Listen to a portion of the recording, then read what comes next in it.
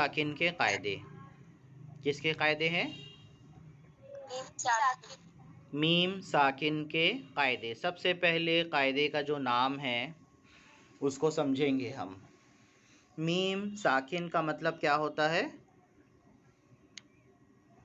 تشدید والا میم.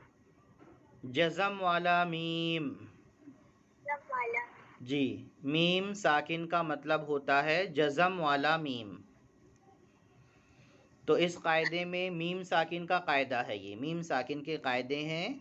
میم ساکن کے 3 قاعدے ہیں. میم ساکن کے کتنے قاعدے ہیں؟ 3 قاعدے ہیں. کتنے قاعدے ہیں؟ 3 قاعدے ہیں. اور آج ہم جس قاعدے کو پڑھیں گے وہ ہے میم ساکن کا اظہار. کیا ہے؟ میم ساکن کا اظہار. میم ساکن کا اظہار. تو میم ساکن ہم جانتے ہیں جزم والا میم، سکون والا میم. اور اظہار کا مطلب کیا ہوتا ہے؟ ظاہر کرنا. اظہار کا مطلب ظاہر کرنا. تو اس قاعدے میں میم ساکن کا اظہار ہوگا. میم ساکن کو ظاہر کر کے پڑھیں گے. اس قاعدے میں غنہ نہیں کریں گے، میم ساکن کا اخفا نہیں کریں گے، بلکہ میم ساکن کو ظاہر کر کے پڑھیں گے. سب سے پہلے اس قاعدے کو دیکھیے، پھر اس کی مثالوں کو ہم سمجھیں گے. یہ دکھ رہا ہے آپ لوگوں کو؟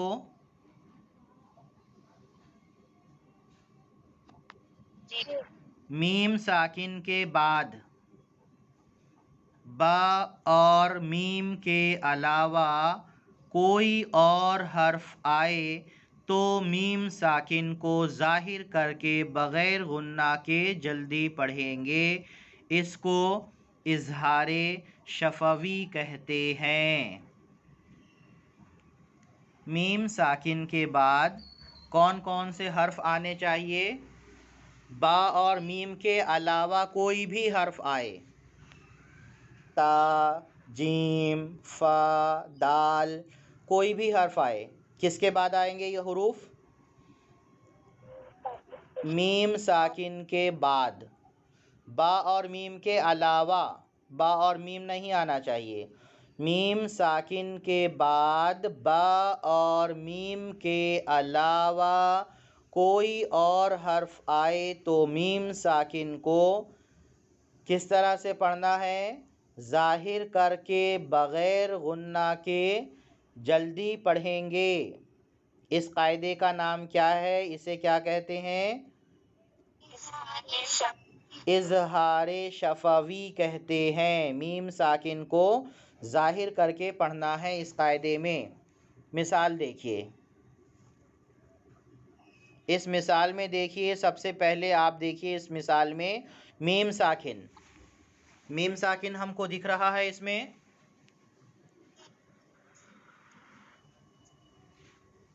میم ساکن نظر آ رہا ہے؟ جی آ رہا ہے. جی، جزم والا میم. میم ساکن جزم والا میم. اور اس کے بعد تا ہے.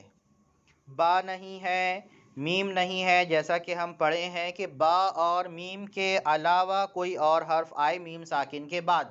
تو یہاں پر مثال میں دیکھ رہے ہیں کہ میم ساکن کے بعد تا ہے. تو یہاں پر میم ساکن کو ظاہر کر کے پڑھیں گے. میم ساکن کا اظہار ہوگا، اظہار شفوی ہوگا. الم ترا. غنہ نہیں کرنا ہے ہم کو، اخفا نہیں کرنا ہے. کس طرح سے پڑھیں گے؟ الم ترا، الم ترا. دوسری مثال، یہاں پر آپ دیکھیے میم ساکن ہم کو نظر آ رہا ہے، دیکھ رہا ہے. میم ساکن کے بعد کون سا حرف ہے؟ فا. قاعدے میں ہم پڑھ چکے ہیں با اور میم کے علاوہ کوئی حرف آئے تو یہ بھی با اور میم کے علاوہ ایک حرف ہے فا. اسی لیے یہاں بھی اخفاء شفوی ہوگا. ہم فیہا، ہم فیہا. کس طرح سے پڑھنا ہے؟ ہم فیہا. قرآن کریم میں بھی جب ہم پڑھتے ہوئے مثالوں کو دیکھیں گے تو وہاں سب سے پہلے میم ساکن دیکھنا ہے ہم کو. میم ساکن کے بعد با اور میم کے علاوہ حرف ہے تو اظہار شفوی ہوگا. یہ تیسری مثال. لکم دینکم، لکم لکم دینکم، یہاں پر بھی ہم دیکھ رہے ہیں میم ساکن کے بعد دال ہے. میم ساکن کے بعد دال ہے. میم ساکن کے بعد ہم کو یہاں پر دال نظر آ رہا ہے، اس لیے یہاں پر بھی اظہار شفوی ہوگا. ایک دو مثال میں آپ کے سامنے رکھ رہا ہوں، آپ بتائیں گے اظہار شفوی یہاں ہوگا یا نہیں ہوگا. ترمیہم بحجارۃ، ترمیہم بحجارۃ، یہاں اظہار شفوی ہوگا یا نہیں ہوگا؟ نہیں ہوگا، کیونکہ یہاں با آ رہا ہے. ترمیہم بحجارۃ، اس لیے یہاں اظہار شفوی نہیں ہوگا. دوسرے سبق میں ہم پڑھیں گے کہ یہاں میم ساکن کا کون سا قاعدہ آئے گا.